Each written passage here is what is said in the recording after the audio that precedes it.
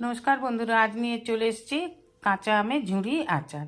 নিয়ে নিচ্ছি 4টে কাঁচা আম, খোসা ছাড়িয়ে আলু ভাজার মতন কুচি কুচি করে কেটে নিলাম।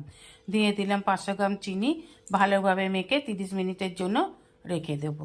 ওভেনে একটা ফ্রাইং প্যান বসিয়ে দিয়ে দেবো দারচিনি, ছোটো এলাচ, 5 ফোড়ন, তেজপাতা, শুকনো লঙ্কা, গোটা ধনে, জিরে আর মৌরি ভালো করে ভেজে নিয়ে গুঁড়ো করে নেবো।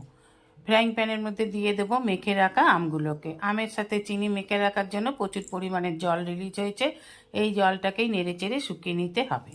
দিয়ে দিলাম 1 টিস্পুন হলুদ গুঁড়ো, 1 টিস্পুন লাল লঙ্কার গুঁড়ো, পরিমাণ মতন লবণ।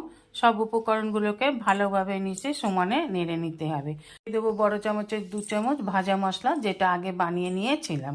এবার নেড়ে চেড়ে নামিয়ে নিলেই তৈরি কাঁচা আমের ঝুড়ি আচার।